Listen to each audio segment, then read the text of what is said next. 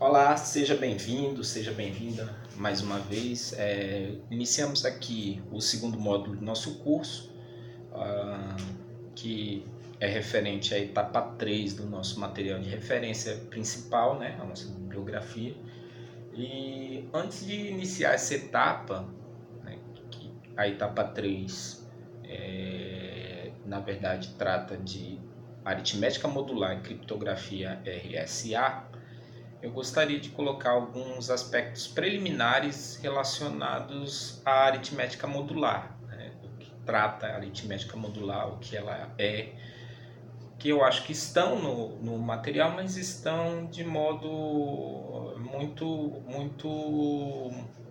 oculto, né?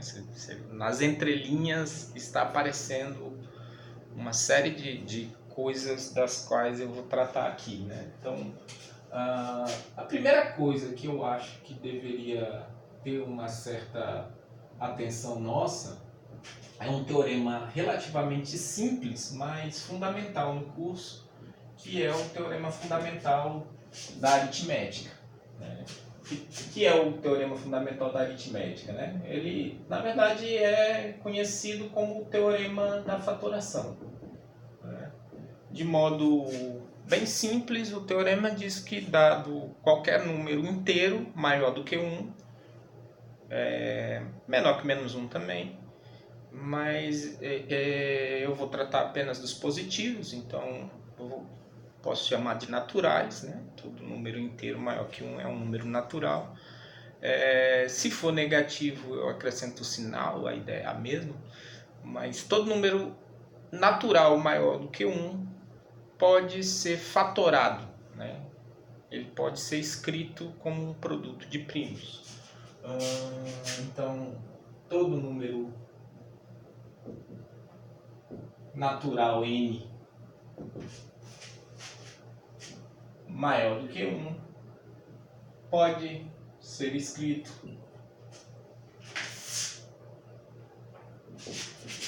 na forma n igual a P1 vezes P2 vezes P3 vezes P4 e assim por diante até um certo PK, onde cada um desses fatores, P1, P2, P3 até PK, são números primos.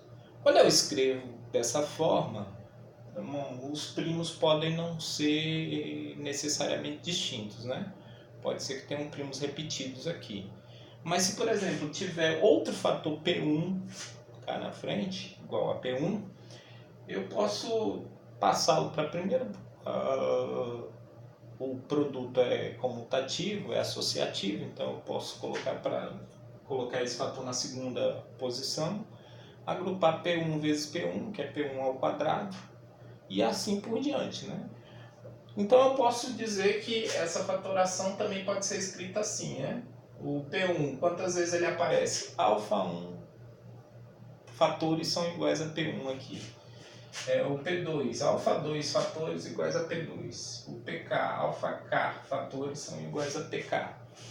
E aí quando eu escrevo assim, agora o P1, todos os fatores P1 estão agrupados aqui na primeira posição.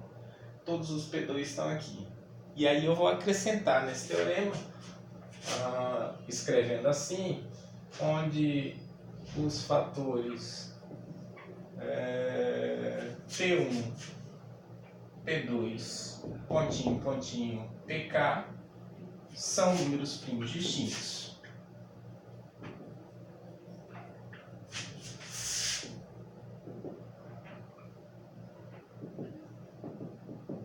E o mais relevante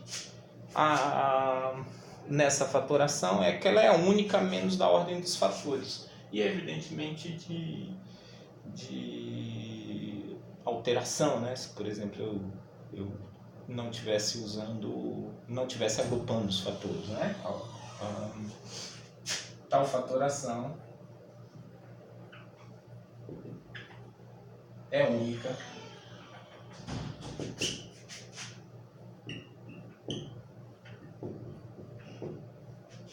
a menos da ordem dos fatores.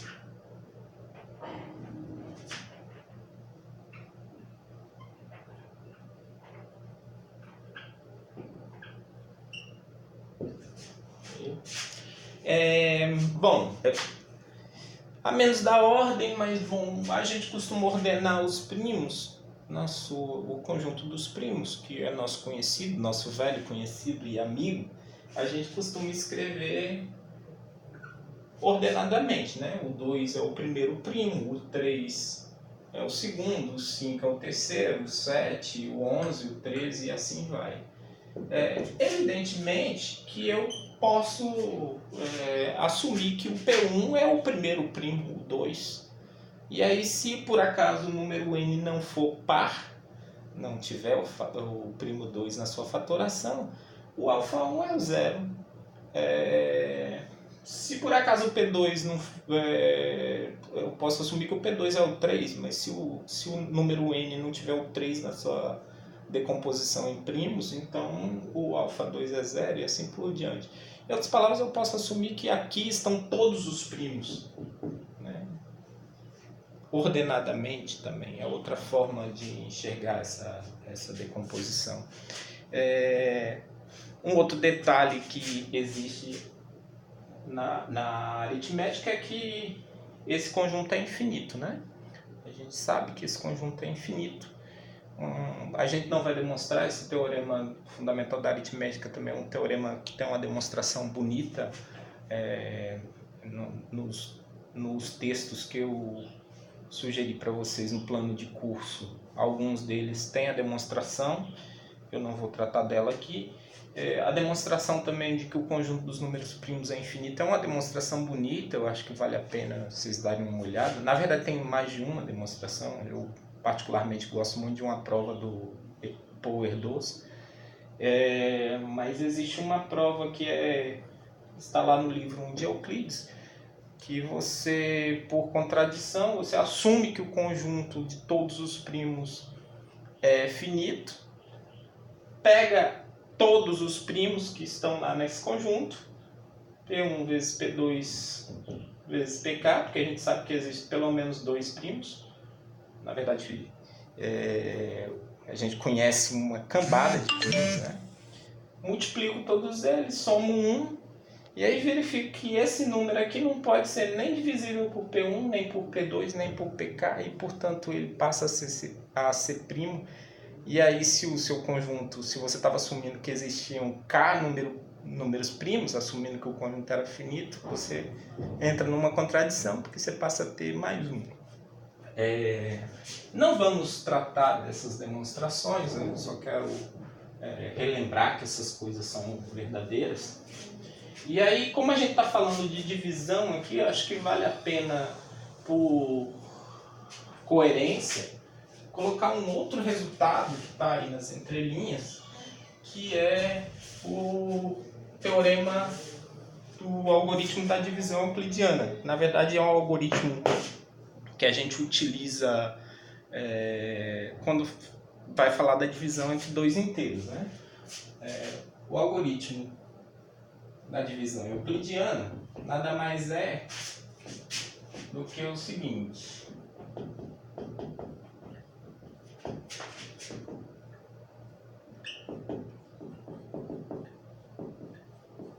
Lembrando que eu falei da fatoração com naturais, mas você pode acrescentar um sinal e estender para inteiros. E dados dois números inteiros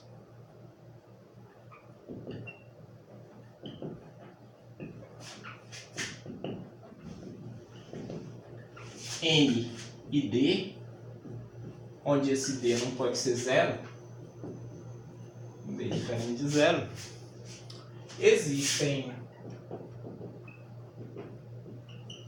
únicos números inteiros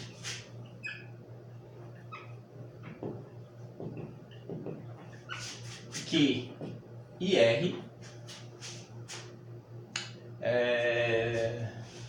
onde esse R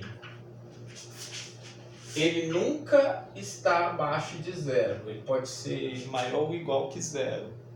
E ele nunca chega no valor absoluto de D, já que eu só disse que o D é diferente de zero, o D pode ser negativo nesse caso. E esses inteiros Q e R, eles satisfazem aquela equaçãozinha que a gente conhece, nossa velha conhecida também.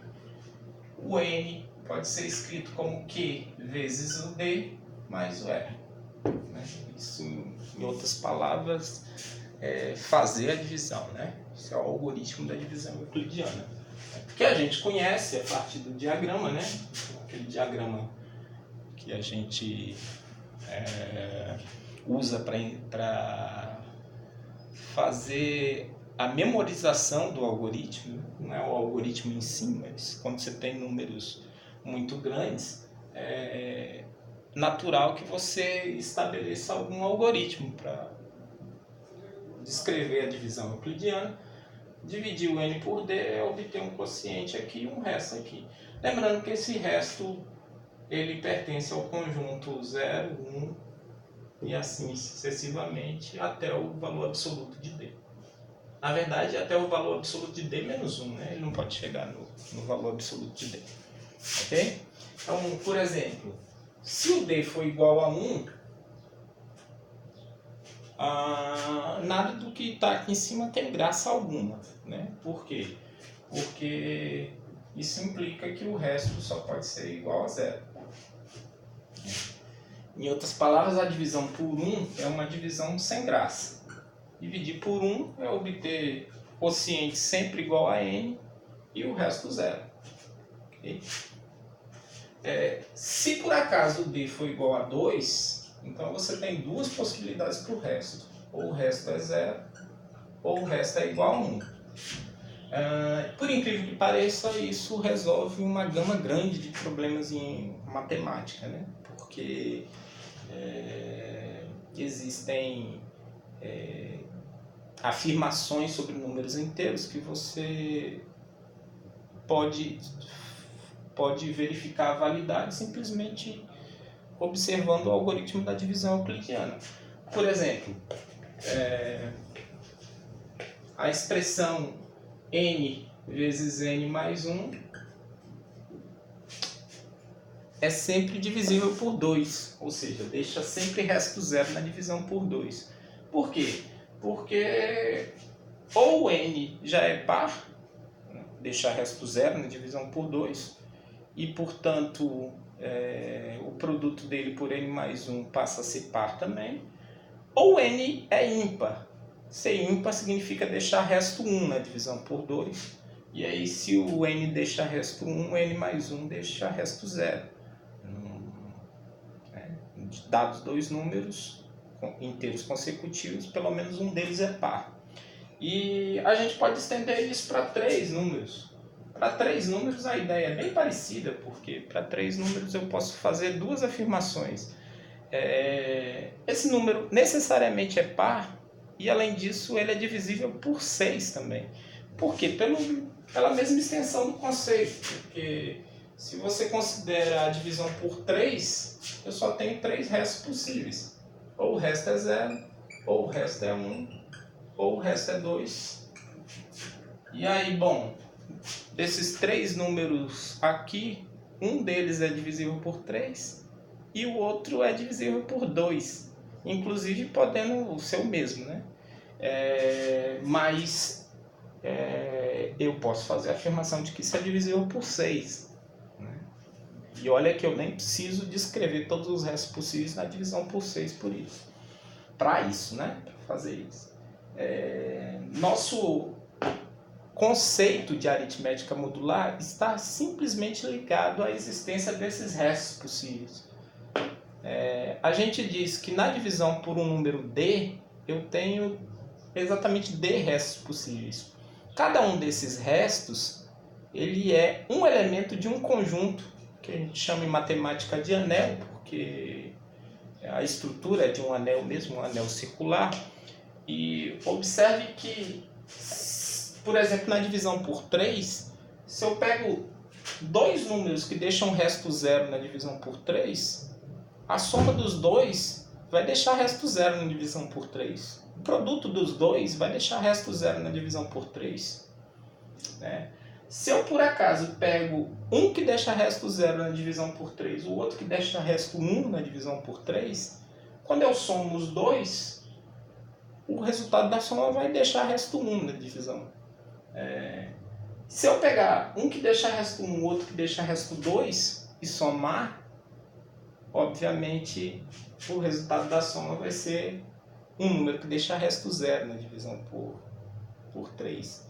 A aritmética modular, ela na verdade trata preliminarmente, obviamente, dos inteiros gaussianos. Os inteiros gaussianos são os números representados por esses representantes na divisão por 3. Né? Todos que deixam resto 0, ou seja, todos que são múltiplos de 3, eu associo a uma classe do zero. Em matemática a gente costuma chamar de zero barra. Todos que deixam resto 1, eu associo a uma classe, vou chamar de 1 barra. Todos que deixam resto 2, eu associo a uma classe, a gente chama essa classe de classe 2 barra. E operar com essas classes, a operação com essas classes é uma operação trivial, né? Você passa a representar todos os números inteiros, existem infinitos números inteiros, por 3 classes. E operar com essas classes é simples, né? Na verdade, só para exemplificar, eu vou chamar de Z3, ok? Z3 é o conjunto 0 barra, 1 barra, 2 barra. A gente poderia descrevê-los assim, ok? Você tem uma estrutura circular para adição, por exemplo.